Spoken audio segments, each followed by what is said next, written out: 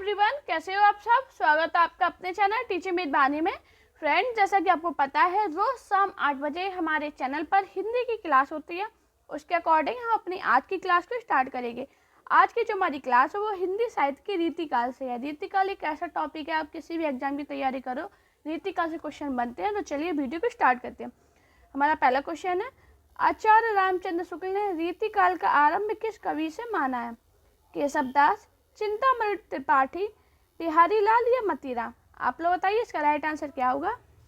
ये काफ़ी important question है, काफ़ी एग्जाम में पूछा गया, तो बताइए इसका राइट आंसर क्या होगा।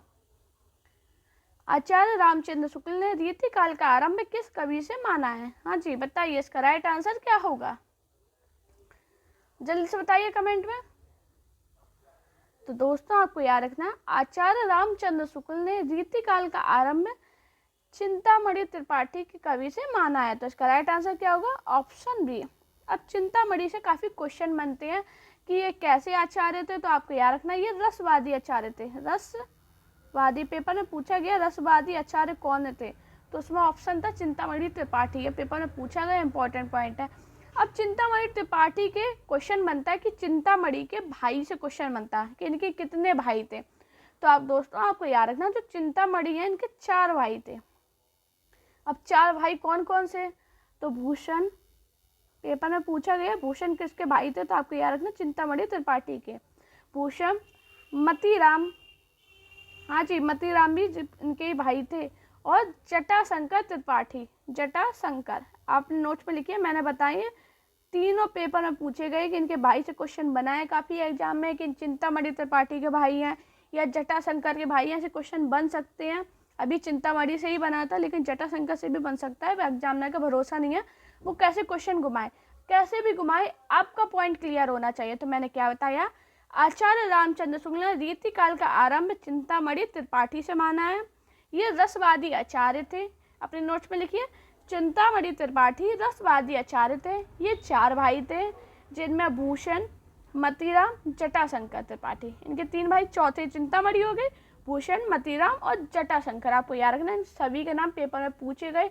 मोस्ट इंपॉर्टेंट क्वेश्चन है, ये काफ़ी एग्जाम में पूछा गया।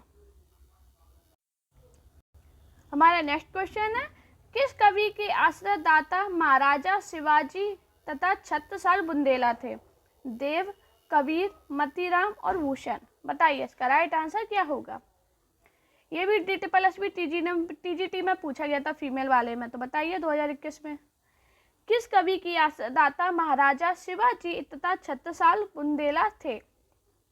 देव, कबीर, मतीराम, भूषण। बताइए इसका राइट आंसर क्या होगा। हाँ जी, बताइए इसका राइट आंसर क्या है।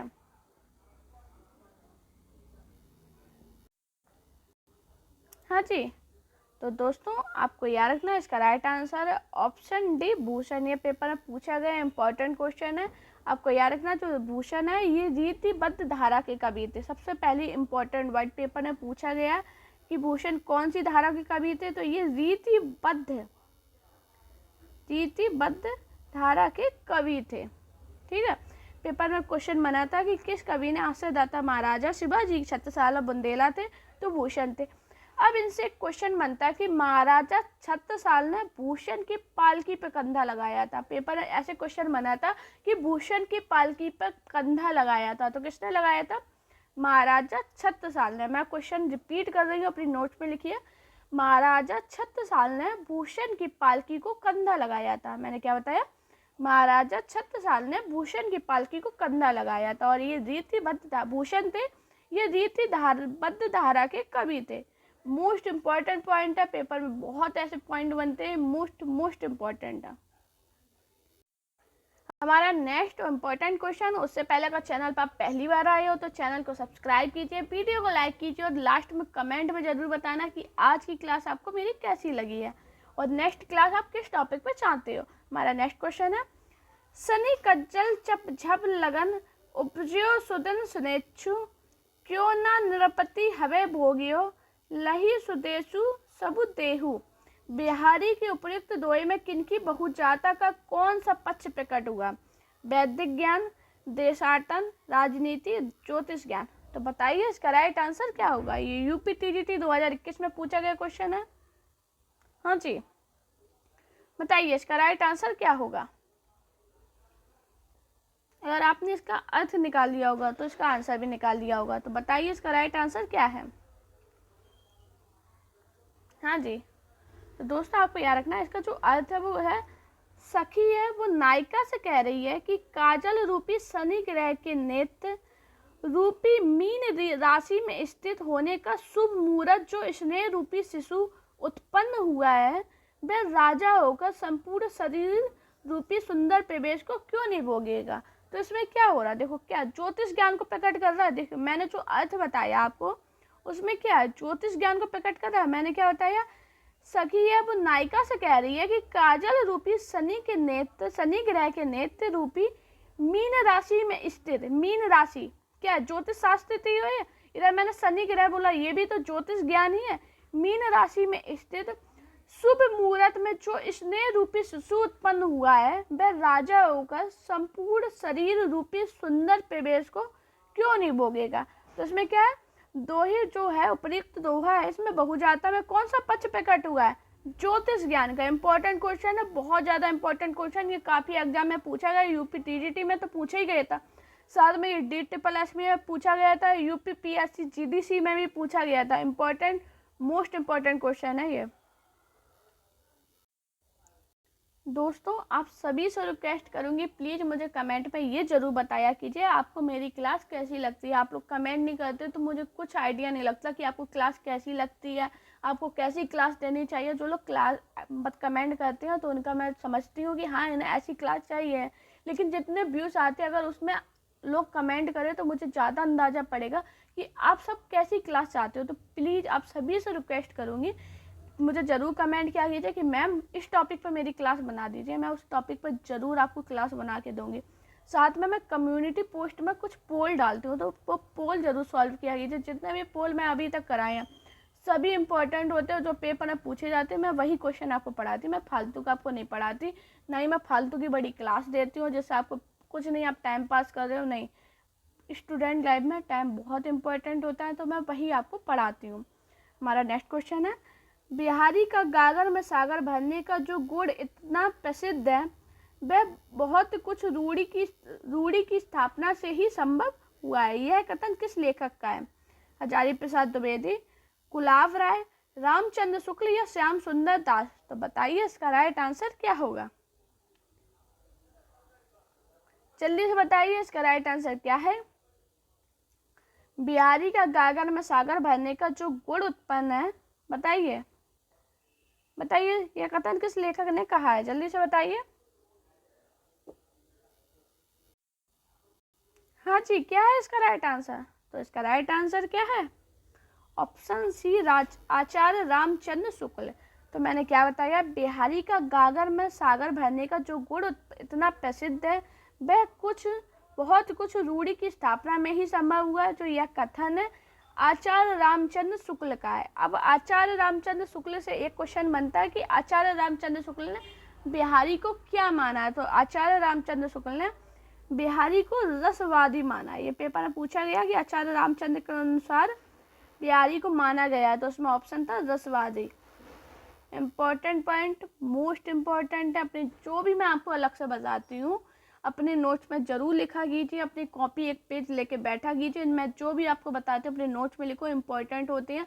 जब आप खुद पेपर दे के आओगे आप खुद कहोगे मैम ने जो पढ़ाया था फालतू नहीं पढ़ाया था। मैं अगर कुछ कहती हूँ आपसे तो मैं वही कहती हूँ जो इम्पोर्टेंट होता है, मैं फालतू की बात खुद ही नहीं करती हूँ आपसे। हमारा नेक्स्ट क्वेश्चन है, रसवन कवितन को रस जयो अखरान के ऊपर छलके उस पंक्ति में किस कवि द्वारा रचित है। बताइए ये जो पंक्ति है किसके द्वारा रचित है, केशव दास, मतीराम, कुलपति मिश्र या चिंतामणि। तो बताइए इसका राइट आंसर क्या होगा। हाँ जी, बताइए इसका राइट आंसर क्या होगा। तो दोस्तों आपको याद रखना है इसका जो राइट आंसर है ऑप्शन डी चिंतामणि। ये जो पंक्ति है ये चिंतामणि द्वारा रचित है। हमारे नेक्स्ट क्वेश्चन है, विरह वारिस रीति काव्यधारा की किस कवि की कृति है। ठाकुर, द्विजदेव बोधा आलम। बताइए इसका राइट आंसर क्या होगा। हाँ जी, जल्दी से बताइए इसका राइट आंसर क्या है। बृहबारिश रीति काव्यधारा की किस कवि की कृति है, जल्दी से बताइए। बताइए क्या होगा इसका राइट आंसर। बृहबारिश रीति काव्यधारा की किस कवि की कृति है। तो दोस्तों आपको याद रखना है इसका राइट आंसर ऑप्शन सी बोधा। बृहबारिश रीति काव्यधारा की किस कवि की कृति है, बोधा की। अब बोधा की एक कृति है जो पेपर में काफी बार पूछी गई है कि बोधा द्वारा रचित कृति है, तो उसमें क्या था, इसकनामा। इसकनामा पूछी गई है, इसकनामा किसके द्वारा रचित है। तो आपको याद रखना है जो इसकनामा ये भी बोधा द्वारा रचित कृति है। अब ठाकुर से भी क्वेश्चन बनता है, ये ठाकुर है, ये ठाकुर, इनसे क्वेश्चन बनता है कि ठाकुर की रचनाएं हैं, जिसमें ऑप्शन थे ठाकुर शतक। आपको याद रखना ठाकुर शतक किसकी रचना है, तो ठाकुर शतक पूछी जाए तो आपको याद रखना जो ठाकुर शतक है वो भी है ठाकुर की रचना है। मैं शतक लिख ले रही हूँ, आप भी इसे लिख लेना, ठाकुर शतक और ठाकुर ठसक। ठसक लिखना, ये भी पेपर में पूछी गई है। ठाकुर ठसक किसकी रचना है, तो किसकी रचना है, ठाकुर की। द्विजदेव से क्वेश्चन बना था कि श्रृंगार लतिका किसकी रचना। श्रृंगार, मैंने क्या बताया, श्रृंगार लतिका। श्रृंगार लतिका किसकी रचना है, द्विजदेव की। और श्रृंगार बत्तीसी, श्रृंगार बत्तीसी ये भी पेपर में पूछी गई। श्रृंगार बत्तीसी किसकी रचना है, तो ये भी द्विजदेव की है। और मैंने बोधा की कौन सी बताई है, इसकनामा। अपने नोट्स में लिखिए, मैं लिखती जा रही हूँ, अभी दोबारा से बोल रही हूँ, सभी लिख लेना। एक आलम की है जो रचना बहुत पूछी जाती है, सुदामा चरित। मोस्ट इम्पॉर्टेंट है ये रचना, सुदामा चरित। ये भी बहुत पूछी जाती है, किसकी रचना है, तो आलम की। मैंने क्या बताया, ठाकुर की कौन सी रचना बताई, ठाकुर शतक, ठाकुर ठसक। ये पेपर में पूछी गई है, ठाकुर ठसक किसकी रचना है, तो किसकी है, ठाकुर की। द्विजदेव की बात करें तो श्रृंगार लतिका, श्रृंगार बत्तीसी लिखना, श्रृंगार बत्तीसी। बोधा की इम्पोर्टेंट, मोस्ट इम्पोर्टेंट है इसकनामा। इसकनामा पूछी गई है कि किसकी रचना है, तो आपको याद रखना ये है बोधा की। आलम की बात करें तो सुदामा चरित, ये बहुत पूछी गई है आलम की। सुदामा चरित किसकी रचना है, तो आपको याद रखना ये है आलम की। अपने नोट्स में जरूर लिखिए, मैं आपसे बार बार कह रही हूँ अपने नोट्स में लिखना, जिससे आप एग्जाम देने जाओ आपको कोई ढूंढना ना पड़े कि मैम ने किस क्लास में बताया था। सीधी अपने नोट्स निकाले, रिवीजन मारे, पेपर दे के आए और कमेंट में लिख जाना मैम आपकी वजह से आज मेरा पेपर अच्छा गया। बस इतना कमेंट लिख लेना, ये भी नहीं लिखना है, आप ये लिख लेना मैम आज मेरा पेपर अच्छा गया, मुझे बहुत खुशी मिलेगी। हमारा नेक्स्ट क्वेश्चन है, रीतिकालीन कवि केशव की इनमें से कौन सी रचना प्रबंध काव्य नहीं है। रतन बावनी, रसिक प्रिया, जहांगीर रस चंद्रिका और रामचंद्रिका। तो बताइए इसका राइट आंसर क्या होगा। हाँ जी बताइए इसका राइट आंसर क्या होगा। रीतिकालीन कवि केशव की इनमें से कौन सी रचना प्रबंध काव्य की नहीं है। रतन बावनी, रसिक प्रिया, जहांगीर रजस चंद्रिका या रामचंद्रिका। तो दोस्तों आपको याद रखना रीतिकालीन कवि केशव दास द्वारा रचित जो रसिक प्रिया है ये प्रबंध काव्य नहीं है, तो इसका राइट आंसर होगा ऑप्शन बी। अब अगर ये प्रबंध काव्य नहीं है तो ये है क्या, तो आपको याद रखना ये एक रीति ग्रंथ है। कौन सा ग्रंथ है, रीति ग्रंथ। रसिक प्रिया एक रीति ग्रंथ है, इंपॉर्टेंट पॉइंट है। रसिक प्रिया से क्वेश्चन बनता है इसमें वर्णन किसका है, तो आपको याद रखना इसमें श्रृंगार रस का वर्णन है। श्रृंगार रस का वर्णन है, इंपॉर्टेंट पॉइंट है। ये जितने भी पॉइंट मैं अलग से आपको बताती हूँ ये सभी इंपॉर्टेंट होते हैं। मैंने क्या बताया, रीतिकालीन कवि में कौन है, रचना प्रबंध काव्य नहीं है, तो रसिक प्रिया है। रसिक प्रिया प्रबंध काव्य नहीं है, ये एक रीति ग्रंथ है और इसमें श्रृंगार रस का वर्णन है। हमारा नेक्स्ट क्वेश्चन है, तुलसी गंग दूबे भई सुकबिन के सरदार, यह कथन इनमें से किसका है। नाभा दास का, भिखारी दास का, गंग का या रहीम दास। बताइए इसका राइट आंसर क्या होगा।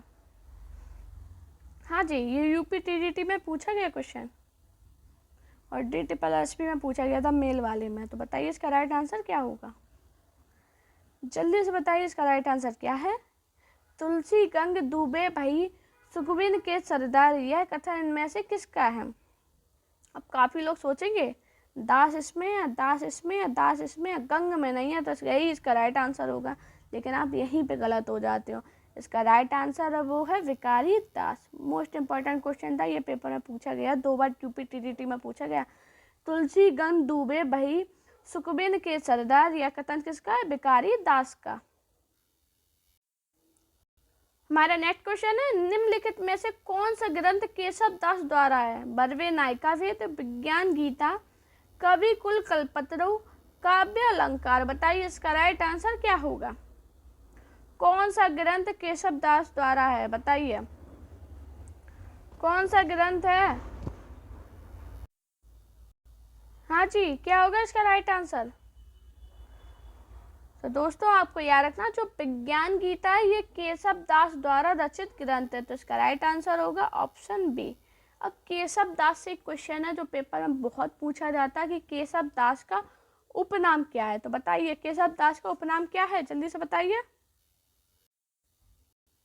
हाँ जी, उपनाम की मैंने क्लास पढ़ाई है, 8000 से ज़्यादा लोग उस क्लास को देख चुके हैं। बहुत इंपॉर्टेंट क्लास है, उसमें सभी के बारे में मैंने बताया कि किसका क्या उपनाम है। पेपर में उपनाम से क्वेश्चन काफ़ी बनते हैं, आपको याद रखना। जो केशव दास का उपनाम है वो है वेदांती, क्या है? जल्दी से बताइए। वेदांती मिश्र। पेपर में पूछा गया कि केशव दास का उपनाम क्या है, तो आपको याद रखना जो केशव दास है इनका उपनाम है वेदांती मिश्र। और ये जो थे ये निम्बकार संप्रदाय के दीक्षित थे। कौन से संप्रदाय से? कौन से? जल्दी से बताइए। अभी आगे मैंने क्या बताया? निम्बार्क संप्रदाय।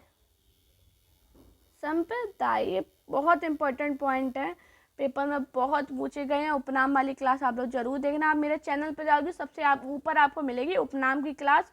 8000 से लोग ज़्यादा देख चुके हैं, उस क्लास को जरूर देखिए। साथ मैंने केशव दास का पूरा जीवन परिचय आपको पढ़ाया, तो उस क्लास को भी देखिए। क्वेश्चन केशव दास से जितने भी क्वेश्चन बनते मैंने एक क्लास में पढ़ाए हैं। बस आपको करना क्या है, मेरे चैनल पर जाइए, प्ले लिस्ट जाना, मैराथन वाली क्लास प्ले लिस्ट खोलोगे तो उसमें आपको केशव दास की मिल जाएगी, और जो मैंने आपको उपनाम की बताई है वो मेरे चैनल पर सबसे ऊपर मिल जाएगी। तो दोनों क्लास को देखना, इंपॉर्टेंट क्लास है। हमारा नेक्स्ट क्वेश्चन है, ब्रज भाषा में श्रृंगारी कवियों की परंपरा में इन्हें अंतिम प्रसिद्ध कवि समझना चाहिए। रामचंद्र शुक्ल ने यह तथ्य किस कवि के बारे में लिखा? ठाकुर, ग्वाल, द्विजदेव या बोधा? बताइए इसका राइट आंसर क्या होगा? हाँ जी, कमेंट में जरूर बताना आज की क्लास आपको कैसी लगी और अगली क्लास आप किस टॉपिक पे चाहते हो। ब्रज भाषा में श्रृंगारी कवियों की परंपरा में इन्हें अंतिम प्रसिद्ध कवि समझना चाहिए। आचार्य रामचंद्र शुक्ल ने यह तथ्य किस कवि के बारे में लिखा? तो दोस्तों आपको याद रखना, आचार्य रामचंद्र शुक्ल ने यह कथन है वो द्विजदेव के बारे में लिखा था, तो इसका राइट आंसर होगा option C. Important question paper में पूछा गया, फिर से बोल रहे हैं, DSSB PGT UPTGT में पूछा गया इंपॉर्टेंट क्वेश्चन है। और आप ज़्यादातर देखना जो UPTGT में पूछे गए वो DSSB में भी पूछे गए हैं। इंपॉर्टेंट क्वेश्चन होते हैं क्योंकि सभी स्टेट के क्वेश्चन, सिलेबस तो वही है ना, तो सभी के क्वेश्चन कहीं भी किसी भी आप स्टेट से मेरी क्लास को देख रहे हो, ये क्लास आपके लिए इम्पॉर्टेंट है। अगर आप TGT PGT या किसी भी एग्जाम की ऐसी तैयारी कर रहे हो जिसमें हिंदी हाई लेवल पे पूछी जाती है, तो ऐसे क्वेश्चन बनते हैं उसमें।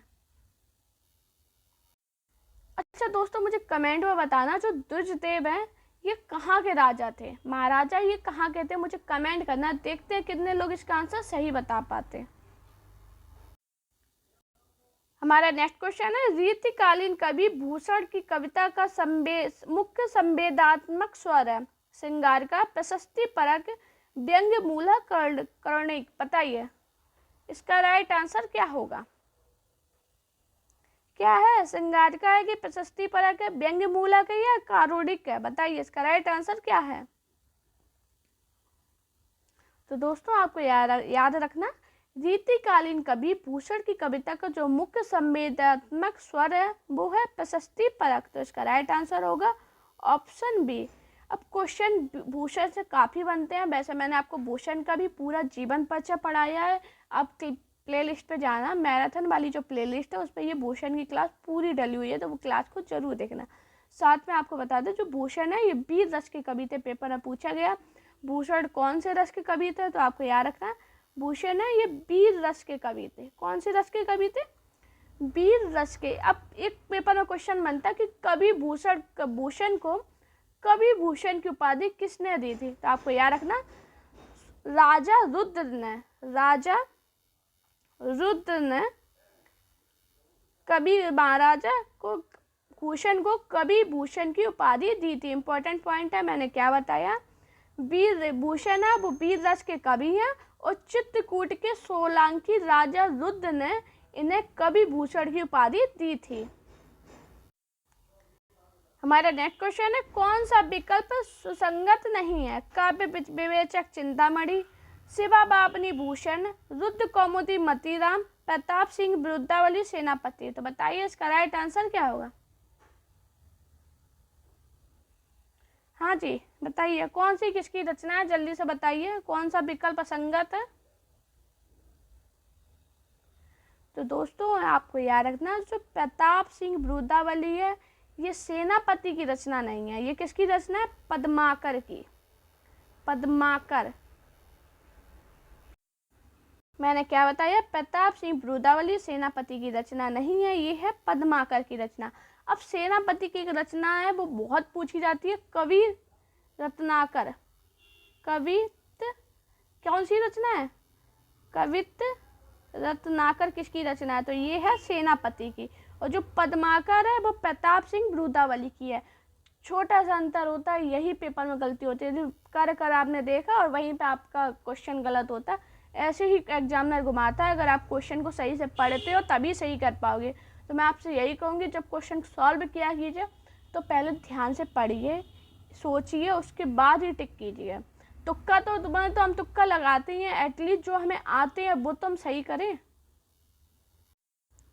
दोस्तों अगर आपको मेरी वीडियो पसंद आई हो तो वीडियो को लाइक कीजिए, चैनल को सब्सक्राइब कीजिए और अपने दोस्तों से वीडियो को शेयर कीजिए। साथ में मेरा टेलीग्राम अकाउंट टीचर विद वानी को जरूर ज्वाइन कीजिए, जिस पर आपको मेरी सारी PDF मिल जाती है। और मेरा इंस्टाग्राम अकाउंट वानी शर्मा ऑफिशियल पर मुझे फॉलो कीजिए। अपना प्यार और सपोर्ट चैनल पर इसी प्रकार बनाए रखिए। Thank you guys watching this video.